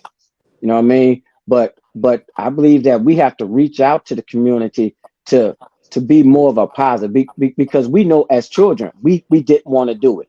You can get Right, pushback, but guess what? I'm gonna still stand there by you because as long as I stand there by you, I'm gonna show you that I'm gonna be there for you. And as a church, that's what we have to show people. But a church, but let's go ahead and be God is love. Anything we do out of love is actually done by God. And we have to be able to show people love in any and everything we do. It's not only just us talking to someone, but it's showing love and kindness because that love can go a long way. Now, we might not remember what a person told us, but we can remember how that person made us feel. And that's how we have to understand that the community, we have to get back to what the church has to bring the community back in. If the community is not involved, the church gonna have problems. Man, what I want to say to y'all is I'm gonna talk about me first, and then I'll talk about everything else. So here, what I'm right now, bro. I every month, even to right now, man, for the last since the pandemic, I every second every second Friday, we give away food to the community. You don't even have to go to our church. We just give it away. Y'all know I get that from St. Philip when St. Philip used to give away them donuts and stuff. I just Yeah. felt Yes. like I felt like that Still was a way is. to really start impacting the community. With that being said, it did open up the door for me to have like different ethnic groups come to my church. You know, I got Hispanics go to my church, bro. I got, Caucasians go to my church. And because all of those people, you find out that they are in needs. And so that's how I've dealt with the community. But I got to bring some clarity to all my babies who watching, bro. I want y'all to hear this. That stuff right there, if you don't have no help, it make your church go broke. I think it's not a matter of that the churches are not involved in the community. I think it's more of they don't have the resources anymore to really impact such a community that is daily evolving. You could barely go. It ain't no such thing as really knocking on nobody's door no more, bro, because you'll get shot. That's number one, especially in Texas. Number two, um, you don't really catch children outside like you used to because they video game down right now. You know what I'm saying? You don't really catch them out there really kind of being in the neighborhood. So it's like you really don't have that unless you go to a park or something, you know what I'm saying? You don't really catch people out there like that, like talking about it, man. Except for the same little crew that, when we came up, that kind of hang up on the corners or whatever it may be. That's the only people you really kind of get to engage with. But as it relates to Kevin's question, man, we're buying vans and, picking up people like we used to. That stuff, bro, believe it or not, bro, it costs, man. And where there is no consistency in people helping in those areas, bro, it become taxing. Let me tell y'all something, bro. For years, I've been in ministry for 17 years. For about 7 of those years, bro, I bought a van, bro. And I was actually picking up people for myself. Watch this, because I had nobody to drive the van for me. Can you imagine, bro, how tiresome that got and how much of an impact it took on my wife that I was bringing people home all the way to the last person in a 15-passenger van, and I'm getting home late, not even spending time with my own family, and it's time to go back to work the next day. Y'all got what I'm saying? So what I'm saying is, um, as it relates to community with the churches, bro, I think a lot of churches have gotten away from it, but I think in all honesty, we need to get back to it because as I told y'all, I see the results and the fruits from it, bro. It makes people a little bit more curious about you when you show them that you are affecting the community, man. And we try to do it on a basis that I think I told all this, man. When I never was a pastor that really had it, but man, me and my wife, we had 2 cars, bro, and I had a family in my church that didn't have a car. They had lost their car, and I actually gave them my wife's car, bro. I didn't have it to give to them, but I just gave it to them, bro, and we just started using one car because I felt like somebody who don't have nothing, I ought to be uh, somebody who got that's Bible. If you got 2 coats and the man don't have none, you ought to be able to share a coat with that man. So I think when we get back to that, Cal, bro, I think it really will impact the neighborhood, the community a little bit more when they see the church more involved in the community. But for to make it balanced, bro, to make sure that we ain't lying on here, some churches are involved, some churches are not. But I guarantee you, most churches that are not is because there are no resources to help them. The way I'm doing mine so that people can know the balance is not because I'm perfect. I'm doing mine because I partnered with a group called North Texas Food Bank. And because of that, it helps me not to spend as much money out my church account to help with the food. They actually donate food and I donate food as well. So that's how we doing it. And that's how I stay afloat with it. Great. You know what, bro? Um, what do y'all think, in y'all opinion, could be done with the kids that we have today? Like, what could we do as parents, right? Because that's where it started at. We can talk about what the kids doing in school all day, but what could we do as parents that y'all see that's missing, that could be added, that may positively affect our kids? Courtney. All right. Like I said, we have to teach our children to have faith in something. Once they have faith in something, they can then move forward. See, because us as parents, let me put it like this. No matter what we've done, I call my higher being God. He's going to always forgive us. So I don't care what dirt you do, he's going to always forgive you. And we have to be willing to teach our children that. See, because sometimes the old school church, they used to beat you down. But we have to understand that we have a forgiving God. You know, that's not to say keep on going out doing the same thing over and over. But if we teach our children to have that faith in something that God is here for us, whatever higher being you have, that He's here for us, that we educate them about the higher being to where they have something to be able to look forward to. See, because right now our children, they don't know how to work problems out. Our children are A to B to C. Back in the day, we have to know how to get from A to F real quick. And we have to educate them to where they can think on their own. Don't be afraid of doing something different. You know what I mean? Because Mm. because because back in the day, bro, I'm gonna tell y'all, bro, growing up, I didn't like going to church. And let me tell y'all why. My dad was Catholic, my mom was Church of God in Christ. Since I was the quiet one, I had to go to Catholic church, then I had to go to Church of God in Christ.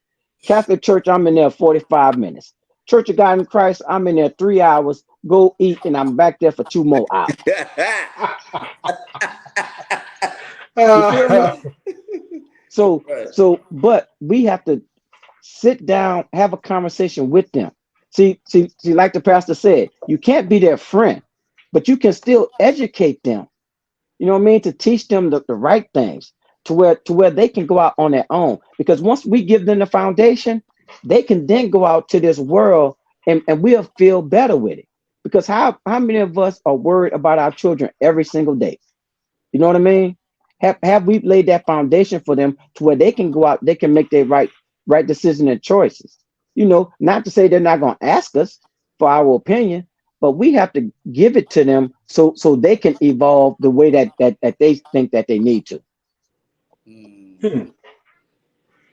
What you got, Kevin? We about to be I got a wrapping question. up. Yeah, About to this is my wrap it last up. question. Yeah, For Kevin. Courtney, Nate, you can answer this, Nate also. But Courtney first, if you guys was not pastors, how would you look for a church home? Hey, before we go to that, Cal, Earl, can I answer a little bit of that question that you just asked first about what can we do with the parents? Yes, sir. I want to make sure you be clear because I'm about to lose some people who not gonna like me after this.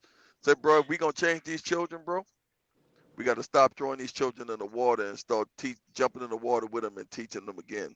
The point of the matter is, bro, in this season, bro, I don't care who you are, what age you are, we got to stop running after and listen, bro. I don't care who don't like me after this.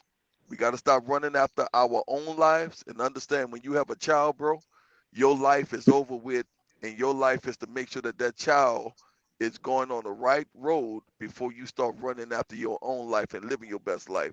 Man, listen, I don't throw my child out and let other people raise him.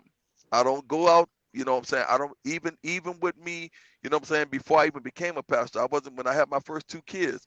I wasn't going out, man, leaving my children just with no anybody, leaving them with friends to raise them and you know what I'm saying, this, that, and other. I got with my kids myself. I made sure I talk to them, my dialogue. I don't get too busy, man, that I don't have a conversation with my kids to know who they talking to, who they on the phone with, instead of just giving them the electronics and just letting them just, just play games all day, and we don't even know what kind of game they playing, whether it be, I'm just gonna say that the game that everybody was on at one time, um, where they were, you rob somebody, you could rape a chick or whatever. I forgot what it was called, Oh, but Grand Theft Grand Theft Auto. everybody was Auto? on it. Yeah, Yeah. yeah, you know what I'm saying? Grand Theft Auto. Hey, bro, listen, you got to be able to have dialogue with your children, bro. You got to be able to talk to these kids, bro. Because believe it or not, man, in this season, some of the young ladies don't even know how to cook, man. Some of the boys don't even know how to change tires. They don't even know how to cut grass, bro. I'm telling y'all, we as parents, bro, if we gonna change this generation, we gotta stop for a minute, slow everything down because it's going like a microwave right now, and we have to get back to being the way our grandparents were with us. I ain't talking about parents.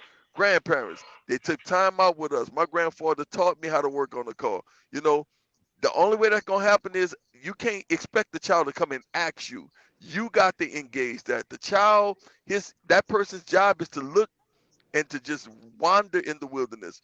It is the grown up's job to grab that child, teach that child how to hunt, teach that child how to feed themselves, teach that child how to work, man. If you just throw them out to the wolves while you're just trying to live your best life, whether it be for a relationship, whether it be for a dude, whether it be for a female, whatever it may be, bro, we got to start slowing down on all that stuff, put our kids first, and know that life is still going to give us a chance to live our best life as long as our seed, you know what I'm saying, got something to live by, bro.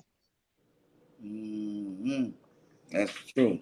That's facts on that, dog. That's I'm facts sorry. on that. I'm sorry for disrupting you, Cal. Oh, you good, nigga. You good, man. Don't worry about it. Earl do all the time, dog. Earl do all the time. My my final question to you guys was, if you was not a pastor or preacher, what would you look for, how would you look for a church home? What would you look for in a church home? In other words.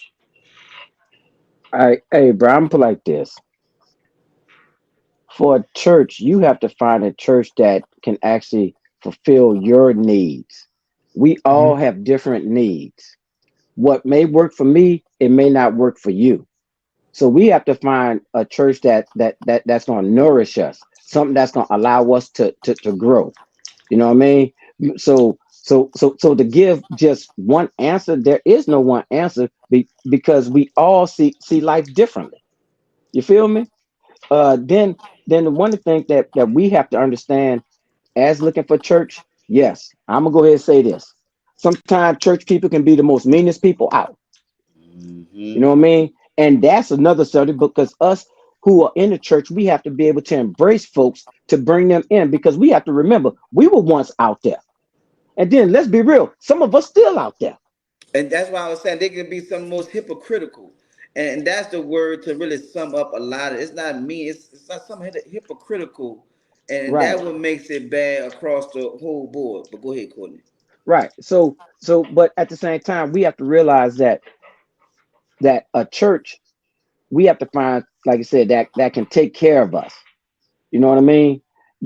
Somewhere you can go hit a word to where you can learn something. Somewhere you can meet people that's gonna generally take care of you. You're not gonna always have that church. That's why you have people moving from church to church. You know what I mean? I don't ever talk about anyone about any situation because as I tell folks, if my parents knew the dirt I did in back then, shoot, they'd probably say, Cody, you ain't preaching to nobody. But it's about us finding a good fit for us.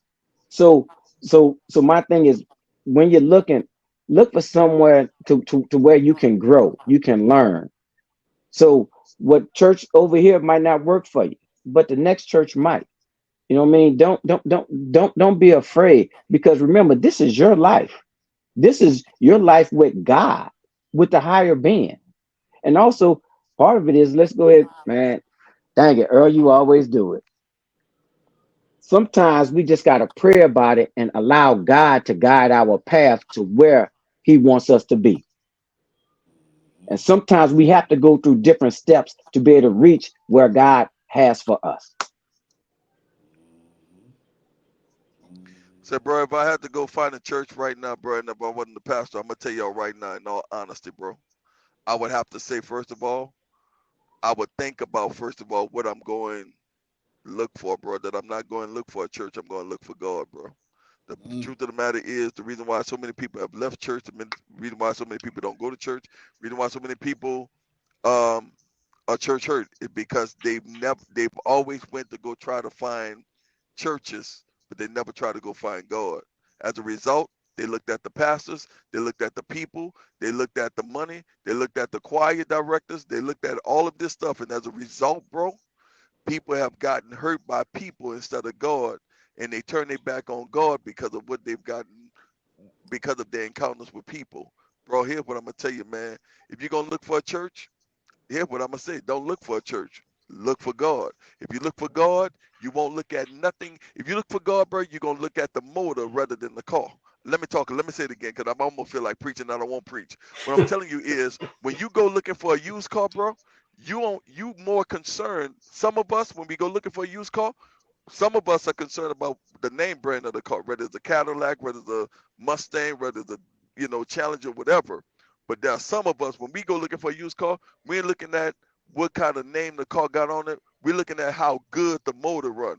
We're looking for the thing that's gonna get us from point A to point B. Truth of the matter is, bro, when you go and look for a church, bro, you can't go in there looking for the people or the outside of what it look like. You gotta look for the main source, which is that motor, which is God, bro. And when you look at God, bro, you won't worry about the interior, how the seats look, whether they got leather seats or pleather seats, whether the paint job is good or not. All you're gonna be concerned about is, can it get you from point A to point B, bro? Like I said again, in this season, when I go look for a church, bro, I look for a church. Number one, if I have to look for a church, I look for a church, man, that's gonna give me God, bro. That's gonna give me some teaching, and that's gonna help me with my family. Simple as that. I agree with Courtney all the way. Everybody got their own sense of what they need, bro. But at the same time, a lot of times we miss what we need for looking at everything in the building versus looking at God Himself. The truth of the matter is, man, don't get caught up in the church building. Don't get caught up in how good the choir sound. Don't even get caught up in who's in the building, the popularity of characteristics. You got to understand the Bible says call no man good. So you're not gonna find no perfect church nowhere if you're looking for people. Uh Earl said something about hypocrites. Brother, Jesus called preachers, I'm sorry, John the Baptist called preachers vipers. He said, "Oh, you vipers." Truth of the matter is, man, listen, uh, you're not gonna find perfect people in church, but I will lead this with everybody. The reason why Nathaniel Rainer preaching, better known as Cocky Man, and I still got issues because God don't use perfect people to save people. He used imperfect people to make people perfect. You better know that. I can't tell you nothing if I ain't been through nothing, and you can't teach me nothing if you ain't been through nothing. I can't tell a woman how to have a baby. You know what I'm saying? Because I ain't never had none. Simple as that, bro. But I could tell you about home mongling. I could tell you about being out here on the street because I did it. You know what I'm saying? And that's just the way it is, man. Everybody in the Bible had a problem. From Moses to Pete to Paul, everybody had a problem. That's because God always used imperfect people to make people perfect. And that's just it, bro. We got to stop looking at people, keep our eyes on God, and I guarantee you we won't be distracted. We'll be attracted. Mm. You I know pass the what, collection bro? plate right now. You got dollars, put your dollars in the collection plate. Boy, This dude, put, your, put your dollars in the collection plate. The thing with the church I on got you, there. bro. Put your dollar in the collection plate. I'm telling you right now. Oh man, this dude, there, bro. My Oh dollar with the church on us just that man. quick. Man, look, I'm about to listen to the choir start singing next. Choir, check us out. Hey, man. I don't know why Oh you so stupid though. But man, once man, man. again, bro, I know I kept y'all over y'all time. Thank y'all. I really appreciate y'all answering all the questions, being as candid as you guys could. I really appreciate the transparency. Like I said, they had things that I just had questions about the church that I just wanted answers to because I really Right, didn't know. You know what I mean? So I know we can always sit around the table and talk about things that we not educated on, but we just sound like fools. So it's good to right, bring y'all on here so we can know how church is ran. It's pretty much ran like a house, right? So just understanding the business of it, right? So you can just only tell me as far as what you know with running your church. Right. And that's why I Got say you. so we have a better understanding rather than thinking you guys get so much money and you're collecting it Sunday and you're going shopping Monday. You right. know, Right. Right. the way people, people make you richer than you look. You know what I mean? So they'll put more money in your account than you actually have in there Yes, sir. based on the way you carry yourself. Right? Now you didn't have to tell us all the things that you wore and whether they was authentic or not. We appreciate that. But you also let us know why you did what you did, Yes, sir. and what you was trying to do. That's why I said, man, we really appreciate that. You was real transparent and explaining everything. But before y'all leave, bro, I know I kept y'all over the time. but you're on an all love over here show, and I don't bring no anybody on this platform. So I bring people that I respect on this platform. So look, while you're here, like, we gotta give you something. Let's clap them up, everybody. Let's clap them up. Let's clap them Yeah, up. Let's good clap show, them up. man. Let's clap them up.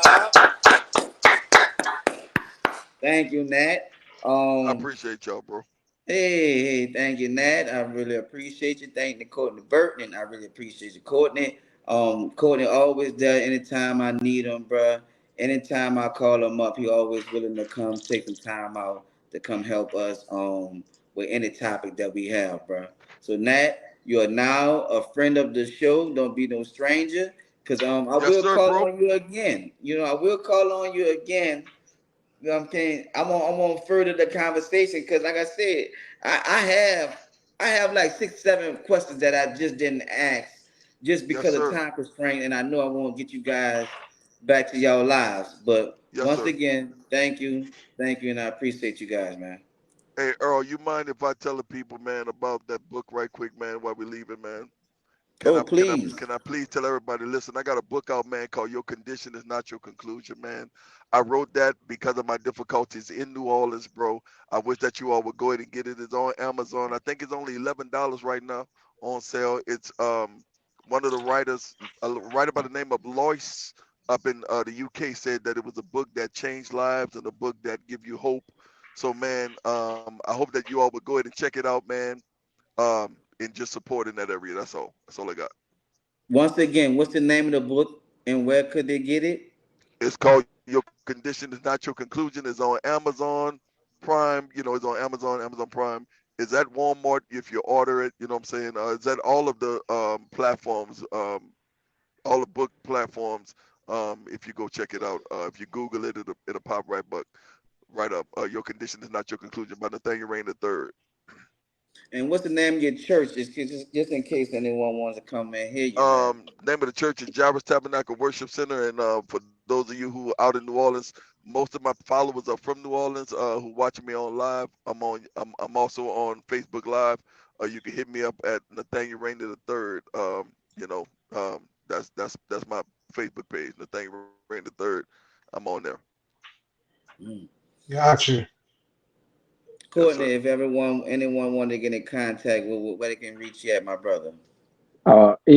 They could hit you, Kev, up on Facebook. They could hit me up. Like you said, I'm the assistant pastor of Holy Ghost Christian Center. We were in New Orleans and now we're in Atlanta, Georgia. So, What? yeah, like I said, we're in the A. So something real quick to what people say about pastors and stuff, bro. I fly to the A every second Sunday. I got to go this Sunday. The church does not pay for me to go. I actually pay my own money. I pay my own money to fly up there, get a rental car, everything. So, like I said, it is a blessing. Uh, I'm looking forward to what God is gonna do. And at the same time, I'm just thankful. That's all. Yeah, bro. I appreciate you. One more time, where could they follow you at, Courtney? Courtney Burton on Facebook. I don't do those other social media. I don't. So we gonna keep it basic. Them kids can talk about me. I ain't got no Instagram. I ain't got none of that other stuff.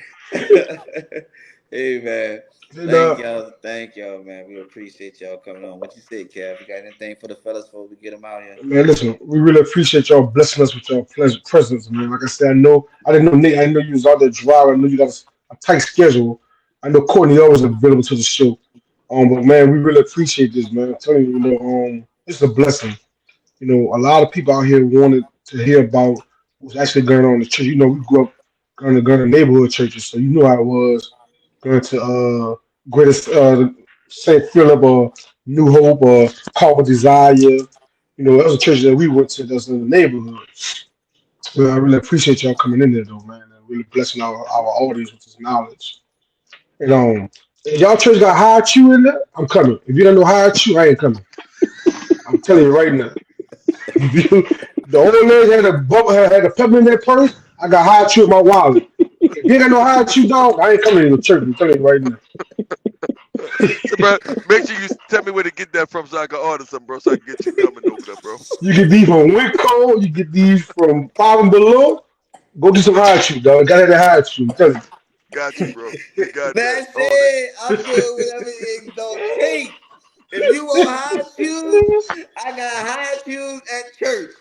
Look, he gonna get you in there. Um. Also, before y'all leave, man, me and Earl, like I say, y'all know how it is when you're funding things on your own. We are doing a toy drive for Christmas. We're gonna do a show in New Orleans. Everybody know you bring a toy, get in the show for free. Bring a toy for the kids, get the show for free. We try and help out the kids as much as possible. That's why I'm glad y'all did come on and discuss these things. We all from the same neck of the woods. We all grew up in the rough neighborhoods. We all grew up in desired neighborhood area. So we know how it is not to have on Christmas morning to open up a gift to say, here goes something to show you that we love and appreciate the fact that you're still on this earth. So if y'all got any kind of donations, man, we taking donations starting up today. Christmas is right around the corner. You know, Hey, Damn, bro. Good Kevin, deal. you just big and this Hey, like that. All right. hey, But hear what Kevin I'm gonna really say, like bro. like Keith Y'all, that, Sweat. man. hey, Earl, y'all remind me, bro. I want to be a part of it, bro. Please remind me, Look, bro, and and that's why I I'm gonna said, send Kevin, you something. could have asked better than that. It's like, look, we Hey, I'm doing like Keith this. Sweat today. No R killer. Keith Sweating days. I'm like, God I damn get it. these It's like, kids. what Kevin was trying to say, my brother, we appreciate if we can partner up and y'all can help us with this cause as we That's the only way we doing can do it, our bro. We gotta partner it fundraiser, up. Yes, bro. sir.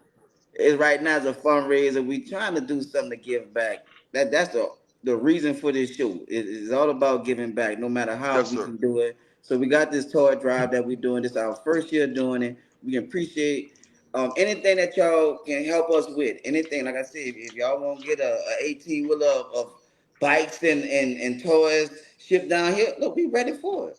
We Yes, ready sir. for it. So Right. anything that the Lord want to bless us with, we ain't gonna say no. The kids gonna say they happy about it. So look, we look forward to it. I know y'all gonna think about something, bruh. Anything will help. You know what I Yes, sir. mean? Anything will help with it, whatever it is, as long as it's not no high choose, right? Yes, Somebody sir. said, Yes, sir. somebody said, my kid want an Invicta watch.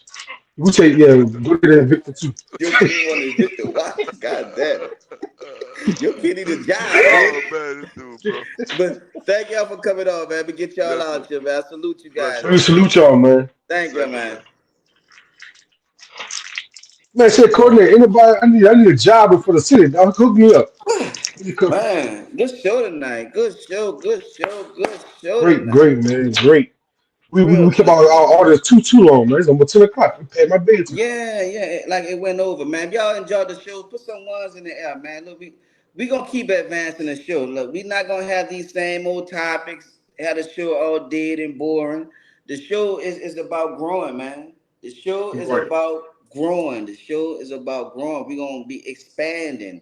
We're gonna have a lot of topics that's not gonna be comfortable. We're gonna have these topics though. We're gonna talk about right. it. No matter what it is. So once again, man, um, thanks Nathaniel Randy the third. Thanks Courtney Burton, man. Y'all put some ones in the air if y'all enjoyed this show. Put some ones in the air, man. Put some ones in the air. Let us see y'all enjoy this.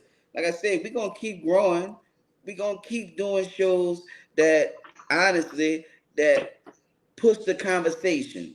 We trying to advance the conversation, man. We're not trying to keep coming on here talking about the same things that we seeing in the Right, street. And like, let us keep advancing the conversation. Let's see how we can try to get some type of resolutions to this. I mean, right. it's good to just to have a conversation, but do we got some substance? That's why I bring people on this platform that got substance, something that we can talk about, we can grow. We can grow from this. You understand? So thank y'all, man. Put the ones in the air. We love y'all. We do this for y'all. We trying to We grow do it for together. y'all, man. Trying to grow together. Y'all remember we got that toy drive that just like we spoke of to the gentleman. We got that coming up. If y'all want to donate anything, we really would appreciate it. We Yes, trying to make sir. this our Yep. first annual, meaning annual mean you do it every year. So we trying to make this our first annual toy drive, and we want it to be a success, and we can't do it without y'all.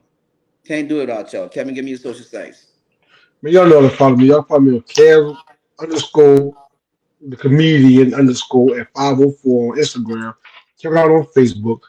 The Jackass on the All Level Real Show. Y'all know how to follow me on the All Level. Follow us on YouTube. Now our YouTube channel looking great. I'm appreciate all the ones that subscribe to the channel. Like y'all know, we got a big, we still like Earl said, man. Just imagine, dog. A year ago we was doing the same thing. 2 years later we doing this. We got one more month before we end the show. We be on our third season. Man, we growing, and all because of you guys. Y'all guys make us do this every day. Y'all know me and Earl do have regular jobs. We are normal people, but we still come every Wednesday, every Tuesday, every day it takes to give y'all entertainment, educational. I'm gonna keep y'all laughing regardless of the fact.